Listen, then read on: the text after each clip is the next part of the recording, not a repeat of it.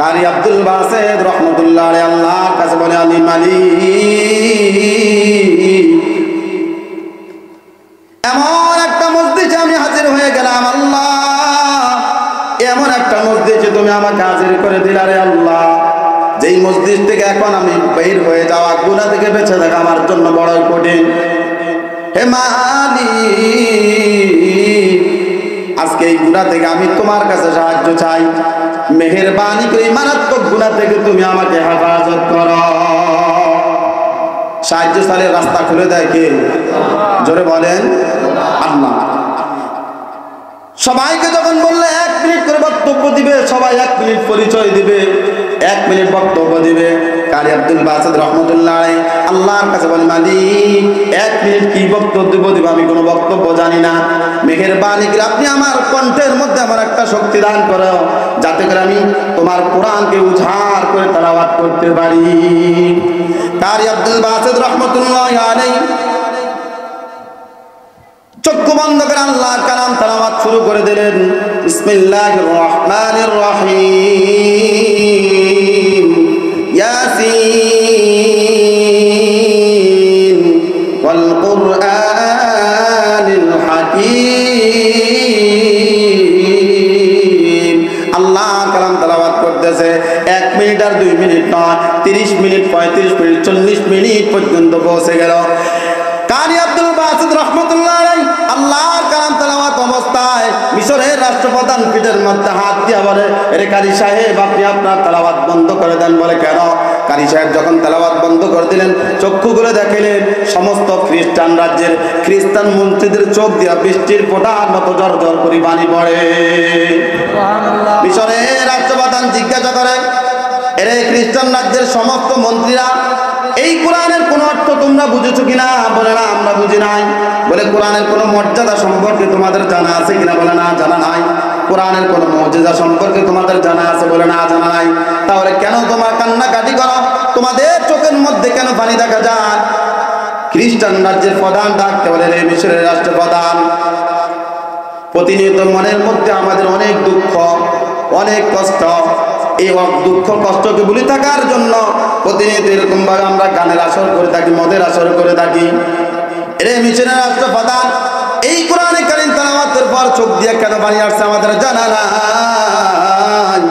কিন্তু মিশরের রাষ্ট্রপ্রধান একটা কথা বলতে পারি, এই কোরআন তেলাওয়াত চোখে করার পরে অনিচ্ছাকৃতভাবে চোখের মধ্যে যেমন পানি আসছে, তেমনি ভাবে আমাদের দিলটাও আল্লাহ রাব্বুল আলামিন প্রশান্ত করে দিয়েছেন।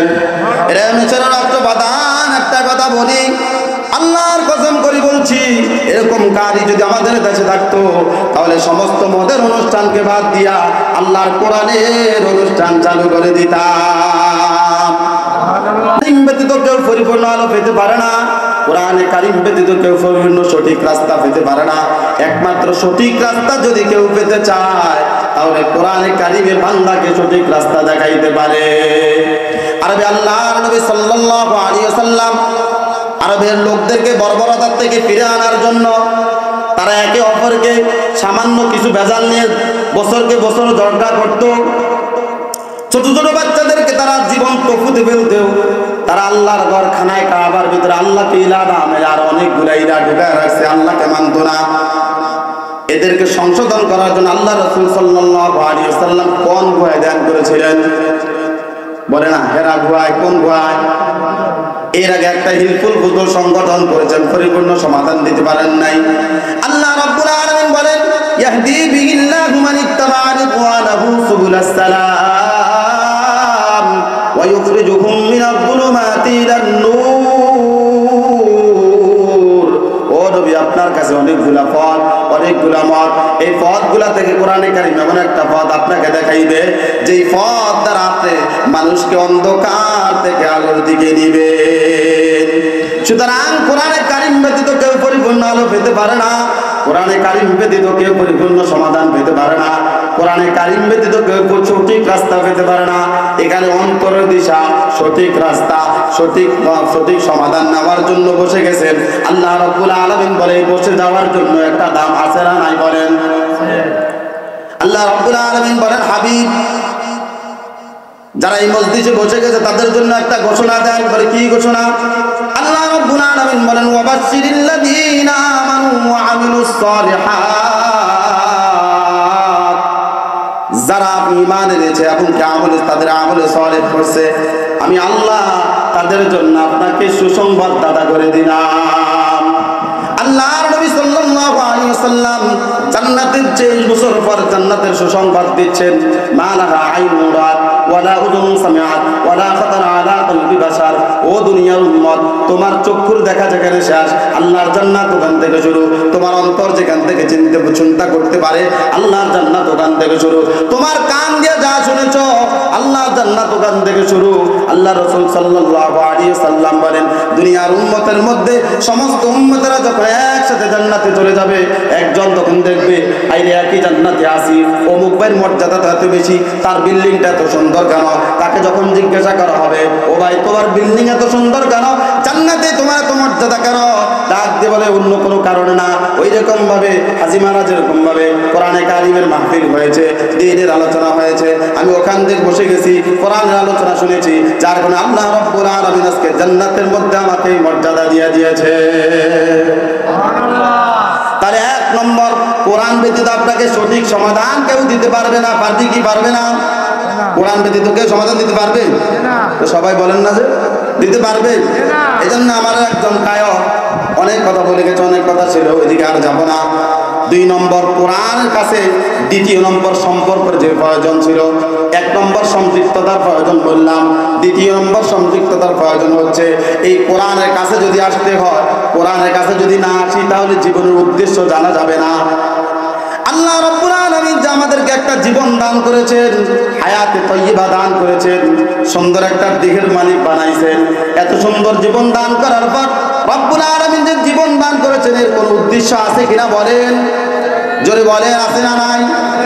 আল্লাহ রাব্বুল আলামিন বলেন, বান্দা তোমার জীবনের উদ্দেশ্যটা তুমি কোরআন থেকে জেনে নাও। কোরআন ব্যতীত তোমাকে তোমার জীবনের উদ্দেশ্য কেউ বলতে পারবে না। এখন তো আমরা কেউ জীবন বানাইছি, বড় বড় 2টা বাড়ি করব, 3টা গাড়ি কিনবো, সুন্দরী একটা বিয়ে করব, অনেক টাকার মালিক হব। যুবকরা জীবন বানাইছে একটা মোটরসাইকেল, একটা হুন্ডা, একটা মোবাইল, কি বলেন? ঠিক না? আল্লাহ বলেন, বান্দা না না, এগুলো তোমার জীবনের উদ্দেশ্য নয়। ও বান্দা, তোমার জীবনের উদ্দেশ্যটা তুমি কোরআন থেকে জেনে নাও। কোরআন ব্যতীত কেউ তোমাকে তোমার জীবনের উদ্দেশ্য জানাতে পারবে না। তোমার জীবনের উদ্দেশ্যটা কি? আমরা সব সময় একটা আয়াত শুনে থাকি, আল্লাহ রাব্বুল আলামিন বলেন, ওয়া মা খালাকতু জিন্না ওয়াল ইনসা ইল্লা লিয়াবুদুন।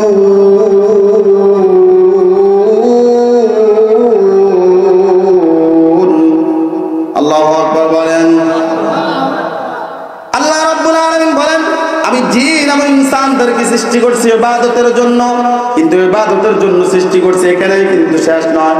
আল্লাহ তাআলা কোরআনে কারীমের অন্য আয়াতে বলে, আল্লাযী খালাকাল মাউতা ওয়াল হায়াতা লিয়াবলুয়াকুম আইয়ুকুম আহসানু আমালা। ও দুনিয়ার মানুষ, তুমি তোমার জীবন উদ্দেশ্যটা আরো পরিষ্কার করে নাও। আমি আল্লাহ যেমন জীবন দান করলাম, তেমন মৃত্যুকেও সৃষ্টি করলাম। কেন রে বান্দা, কেন? আমি আল্লাহ দেখতে চাই, লিয়াবলুয়াকুম আইয়ুকুম আহসানু আমালা, কে কত সুন্দর করে আমল করো, কে কত ভালো করে চেষ্টা করো। মানুষ কোনোদিন পরিপূর্ণতা লাভ করতে পারবে না, মানুষ চেষ্টাকারী হবে। কি বলেন, ঠিক না বেঠিক? আমরা এখানে সবাই জানি নামাজের মধ্যে কোরআনে কারিম সহি করে পড়তে হবে, না হয় নামাজ হবে না। কি বলেন, জানি না? কিন্তু এখানে যারা আছেন সবাই বুকে হাত দিয়ে বলেন তো দেখি, 100% সবার কোরআনে কারিম সহি আছে? কি বলেন, আছে? কিন্তু কেউ যদি নিবিড় দৃষ্টিতে চেষ্টা করে যায়, কেউ যদি চেষ্টা করতে থাকে, আল্লাহ রাব্বুল আলামিন বলেন, ওই বান্দা যখন চেষ্টা করবে, এই চেষ্টার বিনিময় আমি আল্লাহ যেটা অপূর্ণতা থেকে যাবে, সেটাকেও আমি আল্লাহ কবুল করে নিব। আপনি আজকে তা 50 বছর পর্যন্ত নামাজ পড়েন, নামাজের মধ্যে সূরাতুল ফাতিহা আছে কিনা বলেন? সূরাতুল ফাতিহার মধ্যে আছে ইহদিনাস সিরাতাল মুস্তাকিম। আল্লাহ আপনি আমাকে সঠিক সহজ সরল রাস্তা দেখান। কিন্তু আপনি বলতেছেন ইহদিনাস সিরাতাল মুস্তাকিম, আল্লাহ আপনি আমারে গজারির লাঠি দেখান। কি 2টার অর্থ কি এক? একদিন আর 2 দিন নয়, টানা 50 বছর পর্যন্ত বলে যাচ্ছেন। আল্লাহ বলে একদিন তো অন্তত ওকে বাটন দেওয়া দরকার। কিন্তু আপনি চেষ্টা করতেছেন, আপনি ভালো করে পারতেছেন না। ওই যে মসজিদের ইমাম সাহেবের কাছে গিয়ে বললেন, হুজুর টানা 50 বছর পর্যন্ত নামাজ পড়লাম। ও হুজুর, ছোটবেলা থাকলে বাবা মা গরিব ছিল, শিক্ষার এত ব্যবস্থা ছিল না। আজকে যেহেতু আপনি আমাদের মসজিদ ইমাম হিসাবে নিযুক্ত হয়েছেন, আপনার কাছে আসলাম, আমাকে সূরাতুল ফাতিহাটা একটু সহি করায় দেন, একটু মস্ক করায় দেন। আমি একটু সূরাতুল ফাতিহাটা মস্ক করতে চাই। এই যে আপনি চেষ্টা করতেছেন, আল্লাহ রাসূল সাল্লাল্লাহু আলাইহি ওয়াসাল্লাম বলেন, এই চেষ্টা অবস্থা যদি ইন্তেকাল করা যায়, তাহলে রব্বুল আলামিন তামাম পিছনের 50 বছরের ইবাদতকেও কবুল করে নেবেন। কিসের কারণে বলে না? বুঝেন না কথা? আমার কথা বোঝা যায়? যদিও আমার বাড়ি কুমিল্লা, কিন্তু আপনাদের কথার সাথে আমার কথা বোঝা যায় কিনা সেটা বলেন। তাহলে একটু কথা বলি। কিসের কারণে? চেষ্টার কারণে। এই চেষ্টার কারণে আপনার অতীতের আমলগুলা কবুল হয়ে যাবে। শুধু তাই না, রাসূল আকরাম সাল্লাল্লাহু আলাইহি সাল্লাম বলেন, এই বান্দা যখন শিক্ষা অবস্থায় ইন্তেকাল করবে, যেহেতু সে ছাত্রের কাতারে চলে গেছে, রব্বুল আলামিন তাকে শাহাদাতের মর্যাদা দিয়ে আল্লাহর জান্নাতের মেহমান বানায় দিবেন। তাহলে জীবনের উদ্দেশ্য কোরআন ব্যতীত কেউ জানাতে পারবে না, পারবেনি। এটা কোন জায়গা থেকে জানবো? জোরে বলেন, কোরআন থেকে। কোন জায়গা থেকে? কোরআন থেকে জানতে হবে আমার জীবনের উদ্দেশ্য কি। আল্লাহ রাব্বুল আলামিন বলেন, বান্দা তোমার জীবনের উদ্দেশ্যটাকে আরো পরিষ্কার করে নাও, জীবনের উদ্দেশ্যটা ভালো করে বুঝো। এখনো পর্যন্ত পরিষ্কার হয় নাই। আল্লাহ রাব্বুল আলামিন কোরআনে কারীমের মধ্যে বলে, কুনতুম খায়রা উম্মাতিন উখরিজাত লিন-নাস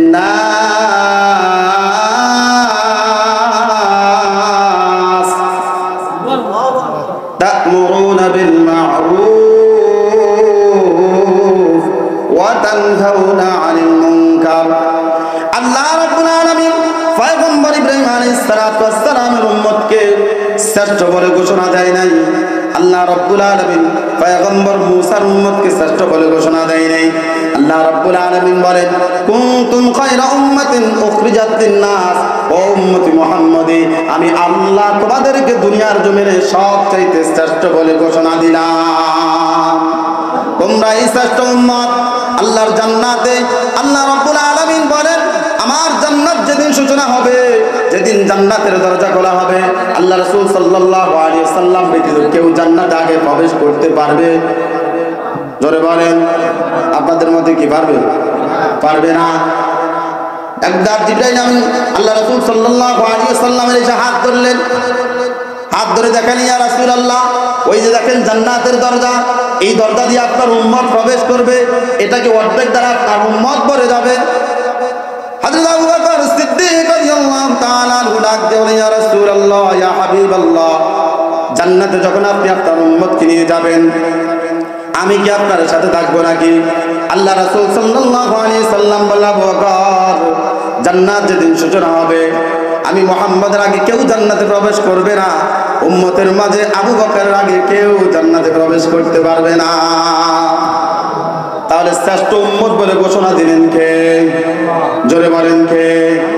কেন তুমি শ্রেষ্ঠ উম্মত? আল্লাহ রাব্বুল আলামিন বলেন, কুনতুম খায়রা উম্মাতিন উখরিজাত লিন-নাস, ও উম্মতি মুহাম্মদী, তোমাকে তোমার জন্য একার জন্য বানানো হয় নাই। তুমি সব কিছু নিজের বলো। উম্মতি মুহাম্মদী, তোমার কোনো কিছুই নিজের নাই। ও উম্মতি মুহাম্মদী, তোমার সব কিছু আত্মকেন্দ্রিক না। এখন তো সমাজ সব আত্মকেন্দ্রিক, সব আমার। আল্লাহ বলে, না না বান্দা, তুমি তোমার জীবনের উদ্দেশ্য বোঝে নাই। যদি আমি আল্লাহ তোমাকে তোমার জন্য বানাইতাম, তাহলে আমি তোমাকে শ্রেষ্ঠ উম্মত বলে ঘোষণা দিতাম না, আমি তোমার জন্য দায়িত্ব দিতাম না। ও উম্মতি মুহাম্মদী, আমি আল্লাহ তোমাকে তোমার জন্য বানাই নাই, আমি আল্লাহ তোমাকে তোমার অপর ভাইয়ের জন্য বানাইছি। এরে উম্মতি মুহাম্মদী, আমি আল্লাহ তোমাকে 1 লক্ষ টাকার মালিক বানাইছি। 1 বছর অতিক্রম হওয়ার পর এখান থেকে 2,500 টাকার মালিক তোর অপর ভাই, যেই ব্যক্তিকে আমি ধন সম্পদের মালিক দেই নাই। কি বলেন? যাকাতের অর্থ আর কি? 2,500 টাকার মালিক গরিব না? উম্মতি মুহাম্মদী, যদি তোমাকে তোমার অপর ভাইয়ের জন্য না বানাইতাম, তাহলে 2,500 টাকার মালিক আমি অপর ব্যক্তিকে বানাইতাম না। এখন তো সব কিছু আমার আর আমার। আল্লাহ বলেন, না না উম্মতি মুহাম্মদী, সব কিছু তোমার নয়। কোরবানি তুমি দিছো পদে পদে, সুলুসান 3টা ভাগ করো, 1 ভাগ নিজে খাও, আরেক ভাগ আত্মীয় স্বজনকে দাও, আরেক ভাগ গরিব মিসকিনকে দাও। যদি ওইটা ওয়াজিব মুস্তাহাব কোনো কিছুই না, কিন্তু ইমানদারের সমস্ত আনন্দ হচ্ছে ত্যাগের মধ্যে, ভোগের মধ্যে নয়। কি বলেন? আল্লাহ রাব্বুল আলামিন বলে, এই জন্যই আমি আল্লাহ তোমাকে শ্রেষ্ঠ বলে ঘোষণা দিলাম, তোমার প্রধান দুইটা দায়িত্ব দিলাম। কেন? বলে তুমি শ্রেষ্ঠ উম্মতের জন্য তোমাকে দুইটা দায়িত্ব দিলাম। এক নম্বর দায়িত্ব, তা'মুরুনা বিল মা'রুফ ওয়া তানহাউনা আনিল মুনকার। ও উম্মতি মুহাম্মাদি, সৎ কাজের আদেশ তুমি করবা, অসৎ কাজের নিষেধ তুমি করবা।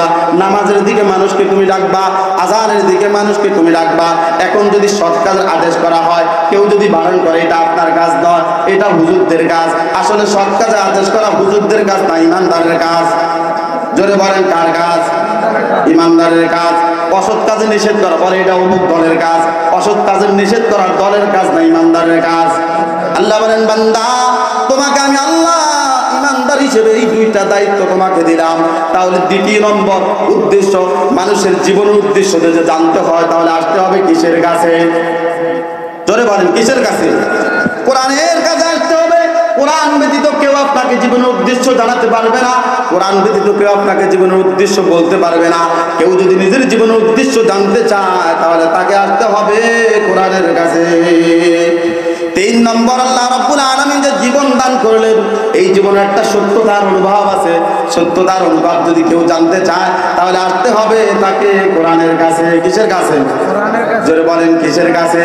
কোরআন ব্যতীত কেউ আপনাকে জীবনের উদ্দেশ্য যেমন জানাতে পারবে না, ঠিক তেমনি ভাবে সত্যতার অনুভবটা পর্যন্ত কোরআন ব্যতীত কেউ আপনাকে দিতে পারবে না।